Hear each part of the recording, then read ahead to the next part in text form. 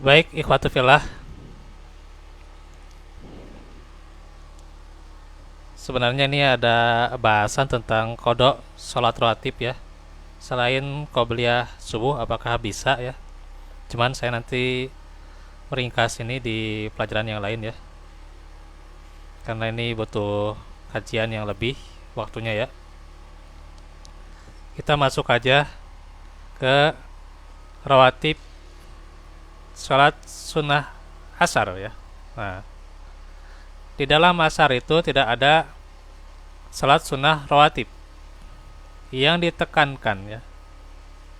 Jadi dicatat tidak ada sholat sunnah rawatib yang ditekankan ya. Artinya kalau misalnya mau rutin, ini tidak ada syariatnya dari Nabi agar dirutinkan qobliyah asar ya, nggak ada.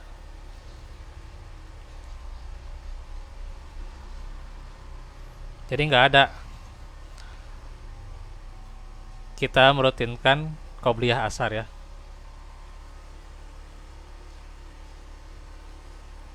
Karena memang tidak ada syariat khusus atau hadis khusus yang menyebutkan qobliyah asar ya.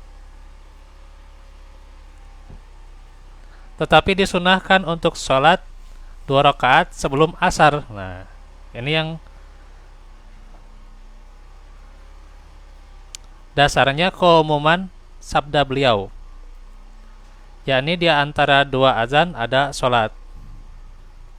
Jadi hadis yang menyebutkan di antara dua azan, yakni adzan dan iqomah ya. Di antara adzan dan iqomah itu ada sholat ya. Sholat apa? Nah, di antara adzan dan iqomah ya. Nah, ini tentunya kalau kita lebih mengkaji ada beda pendapat juga. Ada yang berpendapat ya ini sholat baina adanain ya. Jadi sholat di antara dua azan ya. Antara azan dan iqomah. Jadi sholat aja. Karena di antara dua azan dan iqomah apa? Antara azan dan iqomah itu sholat ya gitu. Ada sholat sunnah gitu ya. Gitu. Ya hadis ada ya hadisnya ini gitu ya gitu. Ada yang berpendapat sholat tahiyatul masjid ya. Jadi sholat tahiyatul masjid. Loh kenapa? Apakah tahiyatul masjid disunahkannya sebelum azan? Nah, itu mah nggak ada ya. Kalau di hadis ya itu tentang tahiyatul masjid ya disebutkan sebelum azan. Sholat naon sebelum azan pak? Yang ada itu kan tahiyatul masjid sebelum duduk ya itu yang ada hadisnya. Nah kadenya kalau misalnya kita oh ya udah tahiyatul masjid cenah ya sholat masjid ya tahiyatul masjid mas saacan adan kumaha gitunya hadisnya kumaha apakah tahiyatul masjid sebelum adzan kan nggak ada ya nggak ada yang ada itu tahiyatul masjid sebelum duduk gitu jadi sholat tahiyatul masjid sebelum duduk kata yang ada iya makanya kalaupun misalnya kita datang setelah azan dan waktu ke komat itu masih lama ya sholat aja 2 rakaat ya gitu sholat saja 2 rakaat niat tahiyatul masjid nah itu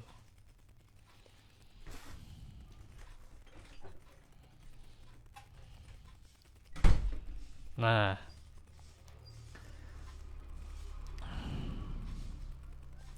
seperti itu paling yang saya dapati tentang perbedaan pendapatnya ya.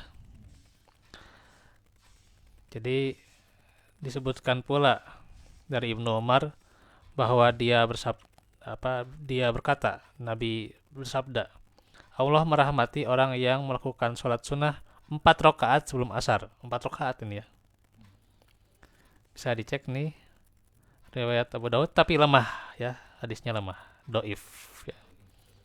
Ya walaupun ada yang mensahihkan oleh Syekh Albani tapi yang nampaknya adalah sebaliknya yaitu doif ya sebenarnya ya. Jadi 4 rakaat sebelum sholat asar itu adalah lemah ya atau doif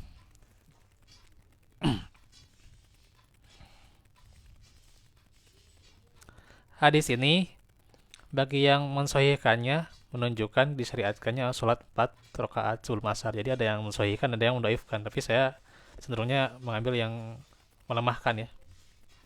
Sehingga tidak ada sholat sunnah untuk rawatibnya ya. Tidak ada sholat sunnah rawatib di sholat asar ya. Demikian itu.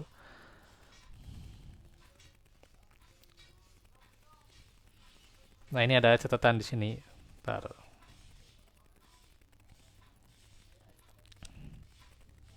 Jadi nih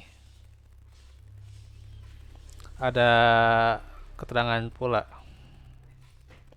yang sahih bahwa dari Aisyah radhiyallahu anha bahwa Rasulullah berkata ya, bersabda, dua rakaat yang ya ini masih kata Aisyah ya, masih kata Aisyah, punten. Masih kata Aisyah bahwa dua rakaat yang Rasulullah tidak pernah meninggalkannya baik saat sendiri atau di keramaiannya itu dua rakaat sebelum subuh ya, qabliyah subuh, dan dua rakaat setelah asar. Tapi ini masih diperselisihkan juga ya, dua rakaat setelah asar. Masih dari beliau berkata, Rasulullah tidak pernah meninggalkan dua rakaat setelah asar di sisiku sekalipun juga. Nah ini ada yang mensahihkan tapi ada yang melemahkannya. Di Fathul Bari bisa dilihat ya. Kalau di syarahnya secara khusus mungkin ya bisa dikaji lah gitu. Cuman Fathul Bari kan agak panjang ya. Sahih Bukhari kan sudah lumayan ya.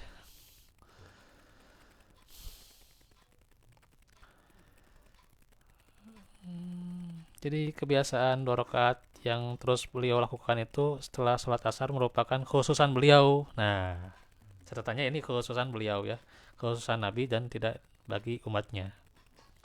Disebutkan oleh banyak ulama ya. Hadis ini Sahih Bukhari ini ya. Nah ini Sahih Bukhari mah pastilah Sahih lah gitu ya. Gak usah ditanya lagi ya.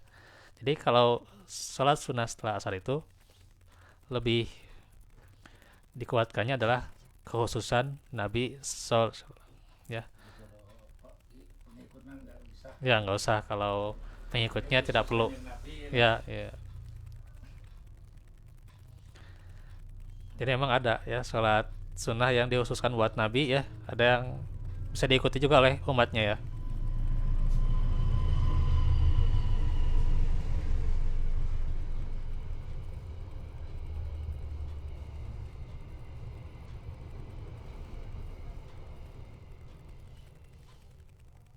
Karena dikatakan juga nih dikuatkan dengan perkataan Aisyah radhiyallahu anha, demi Allah yang maha mengambil nyawa sekali-kali. Yang luar biasa nih ya. Apa sumpahnya itu luar biasa kayak gini ya. Demi Allah yang mengambil nyawa ya. Beliau tidak pernah meninggalkan sampai beliau bertemu Allah, yaitu dua rakaat setelah asar. Nabi selalu melakukannya, tetapi tidak melakukannya di masjid, ya, karena takut akan memberatkan umatnya. Dan beliau senang meringankan mereka. Masya Allah ya, ini kasih sayang beliau ya. Diringankan sehingga tidak ada sholat sunnah ba'diyah asar ya, bagi umatnya nggak ada, tapi hanya bagi Nabi saja. Ya. Jadi hanya bagi Nabi saja, bagi umatnya tidak ada salat sunnah ba'diyah asar.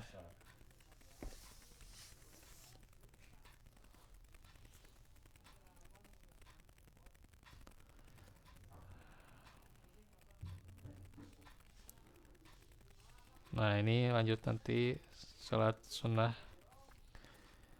yang di waktu maghrib ya.